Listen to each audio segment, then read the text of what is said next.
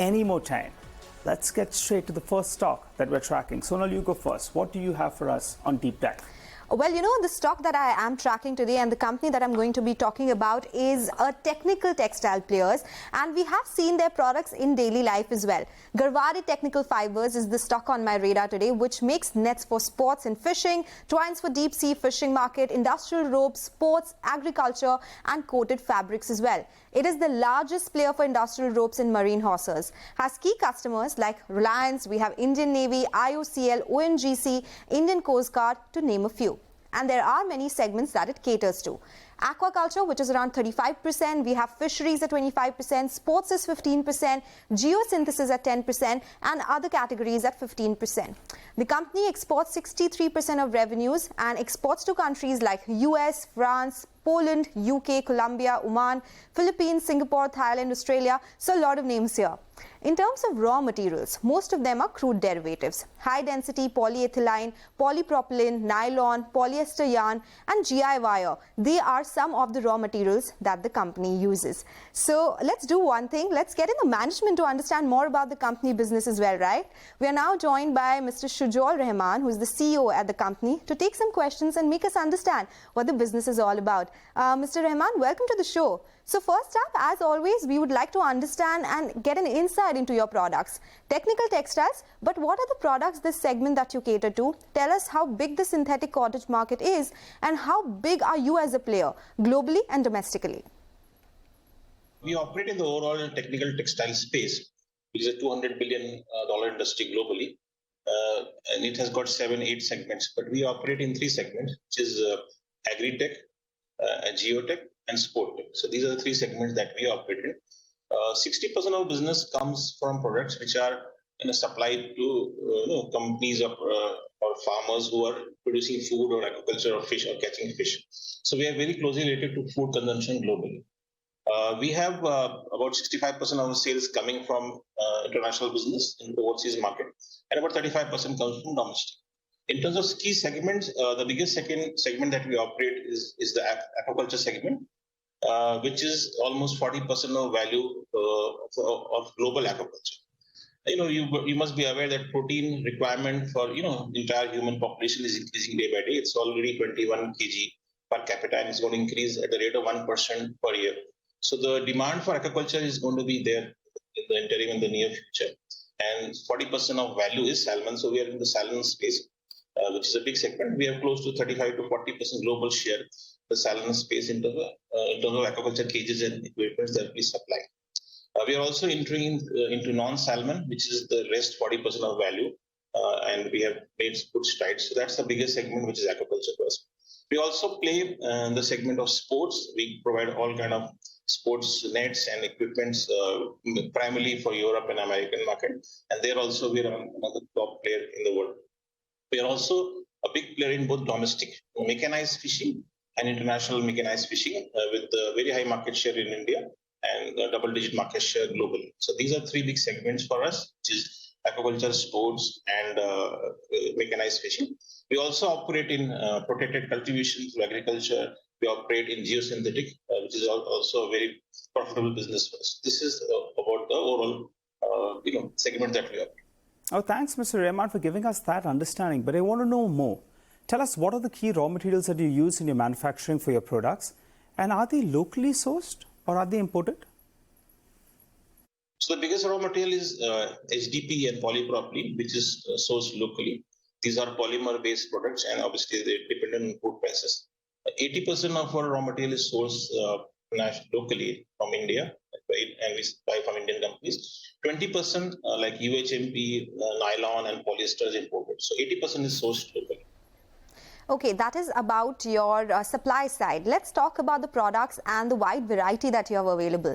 Which is the biggest segment for you and the highest margin product for you as well? And what is the driver for growth? Is it volumes or is it pricing? Any new sectors that you're targeting amongst the ones that you already have? The sectors that we operate, normally 80% of our products are value-added products. So, margin across segments is reasonably high. But you can say aquaculture is the highest margin segment for us, followed by fishing and sports. So all segments that we operate, because we operate at top end and we have a value proposition for customers, we're able to command premium.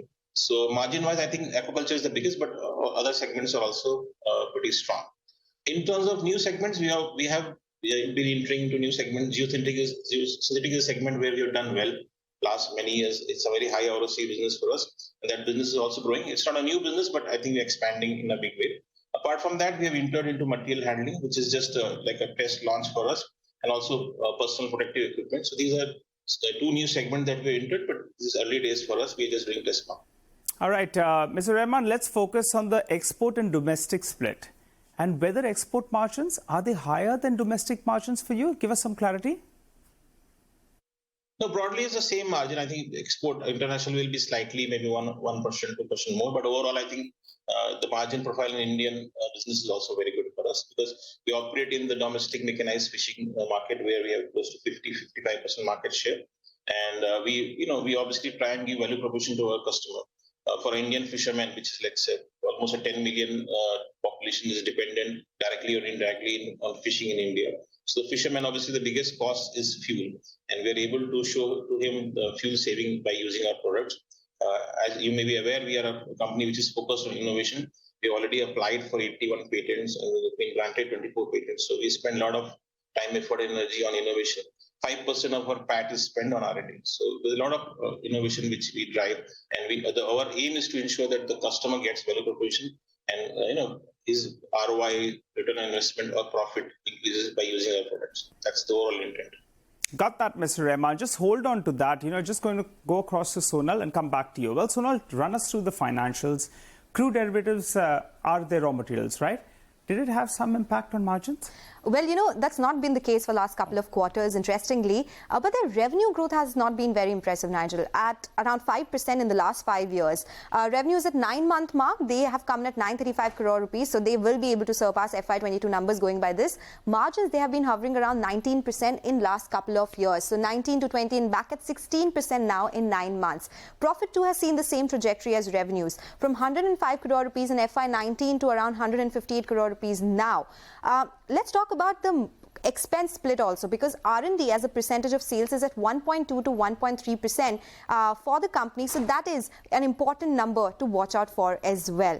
Mr. Rehman, 60% of revenues from products developed for food-related sectors for you, which makes it immune to demand fluctuations, is what you told us. But despite that, revenue growth has been lower at 5%. Can you explain what led to that? What are the triggers possibly going ahead? As I mentioned to you, 80% of our sales comes from value-added products, which has been obviously moving every year. So there are certain segments where we are not focusing, which are very commoditized. So maybe we are giving away some volume and some share in those commodity segments. And hence the overall mix is improving. Our margin is around 20% EBITDA, and we are maintaining that 20% margin. So as a result of this, defocus on commodity segment, you can see that our volume growth or value growth is not so high, whereas our margin is as far as going forward is concerned, I think now that we have reached 80-85%, we're obviously trying to grow go for, let's say, high single-digit volume growth and close to double-digit margin growth or profit. That's our intent going forward. Well, Mr. Rehman, you're entering into newer products. Will that be margin accretive? Also, what is your margin guidance with the next, 4 to 5 years in mind? So if you look at our products, I can talk about a product called V2. So if you get, let's say, X dollar realization per kg by using a normal aquaculture cage, V2 is, let's say, 2X dollar per kg. So a customer, when he switches to V2, obviously realization improves for us, margin improves for us, and there's a payback. So 40% reduction in cleaning costs for a customer is what he gets by using V2. So overall, it's a win-win for the customer and for us. So our margin improves. To answer your question, I think it's value accretive for us, margin accretive going forward. Those are innovation that we do. Mr. Rehman, R&D is not a big expenditure for you, but is this a pie which will go up from current levels, considering that you are entering into newer products? How often do you file patent for a particular product, and are these costs very high? So as I mentioned, 1% of our sales we invest in R&D, 5% of our PAT is invested in R&D. We don't have a set pattern as to how much we should spend. Depends on insighting. We have a strong process of customer insighting, depending on customer problems. We try and solve customer problem, and that's why we decide. So this is the time, let's say Q1 or Q4 of this year. Normally we plan for next year. We do a lot of insighting and understand which segments and which products do we invest in terms of R&D, effort and time and energy. So this will continue. There's no ballpark range in terms of expenditure. If it needs more expenditure, we'll be able to invest. It depends on the idea and the technology and the solution. Mr. Rehman, what about working capital days in an industry like yours? After COVID, did you make any changes to the way you deal with your inventory levels? So what happened during COVID time, the biggest issue was getting container availability, and freight rates had increased. Now, if you look at right now, freight rates have come down by about 50 to 60%. Availability of containers is not an issue. Overall, we have about, let's say, 60 days of inventory and 30 days of net debtors. So about 3 months investment is there for us in terms of working capital, and that's the broad investment that we make. So it's not a big issue for us. What happened during supply chain issues of 22 and some part of 23, customers did try and build up stock and they bought more. That inventory correction is now happened, is happening. I think as we speak also, we're getting good orders now in Q1 for this year. So the inventory correction has happened. Supply chain problems are no longer there. Container availability is not an issue at this stage. Coming back to you, Mr. Rehman, but Sonal, tell us some risk for a business like this. Well, since company exports to so many countries, it has 63% exposure to exports. Forex continues to be a risk for them. Input pricing pressure, of course, since crude derivatives are raw materials, and also some of these markets could be regulated for the sectors they operate in. So there are definitely some regulatory risks for this particular company as well. So let me take that across to Mr. Rehman, because, you operate in so many countries. Is this a regulated space in any of the markets you function? Also, are you hedged against Forex risks that I just spoke about? Yes, so to answer your first question, there are regulations. Entry is not easy for a player because we need to take some approvals and some level of interfaces there with some of the board. We obviously, when we get approval, then we are able to sell. But since we are in the business for many years, obviously we have all the approvals. So for a new player, it's not easy to make an entry. As far as risks are concerned, I think since it's related to food, 60-65% of business is linked to food. There's no risk overall for us. There could be some tax or regulations. Maybe something will happen, but overall, since we hold the most valuable part of the overall product supply chain for customer, which is the fish. So obviously they are not going to compromise on quality of our products. So I don't see any risk. Even in the sports segment, I don't see any risk because colleges and sporting activities are growing at a reasonable pace. As far as Forex is concerned, obviously we always hedge our Forex. We don't try to make money out of it, but I think we do it as a risk strategy, risk mitigation strategy. Well, Mr. Rehman, what's the updated number in terms of cash in books? Also, you've been continuously paying dividend, right? Will that be the strategy that you continue with, or are you figuring out some other ways to reward your shareholders? So we have had 2 buybacks in the last 3 years or so. And we always keep evaluating strategies to reward our shareholders. We're also evaluating options for M&A, but nothing is in the pipeline at this stage. But we want to deploy some cash for M&A purpose, and we have, I think, 400 to 500 crore cash on balance sheet. Okay, so that's a big amount that you have in your book. So any expansion plans that you have in place, what is the current capacity utilization and what kind of capex will you be putting in if there are any expansion plans? So we have modular capacity. So, we can increase capacity as and when required, and it doesn't need a huge investment.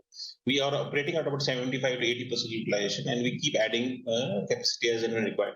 We invest about 50 crore capex every year. That's for capacity expansion. Right now, there is no need for expansion. We have 2 plants which are functioning well. We don't have a need for a third plant. We will probably be looking at some options of having manufacturing facilities outside India, but that is still in discussion mode. Okay, all right, Mr. Rehman, final question before we let you go then. Currently you're going at a run rate of around 1,200 crores per annum. At peak levels though, what kind of a revenue number can you achieve, say 4 to 5 years down the line? I can't give a number, but I think the intent is, as I mentioned, try and have a low single-digit growth in value and double-digit growth in profit. That's the intent we have. And we'll keep innovating, and we'll keep going for new products and new solutions and keep upgrading our customer relationships with us. All right, thanks so much for joining in, Mr. Rehman, and giving us an update on your business. Well, Sonal, before we wind down this conversation, give us a sense about valuations as well as the shareholding of the company. Okay, so let me start with the shareholding of the company. The promoters hold 52.7% stake. Mutual funds are at 5.5%. FPI is whopping at 8.46%. And another listed company, Garware High-Tech Films, is at 1.29%. As far as valuations are concerned, reasonable as far as the industry levels are concerned. Trades at 36.3 times FY23 EPS, Nigel. Well, thanks a lot for that, Sonal. So that was a deep dive into Garware Technical Fibres. But time to slip into a short break. We'll come back with another interesting stock on our Spotlight segment. Don't go anywhere.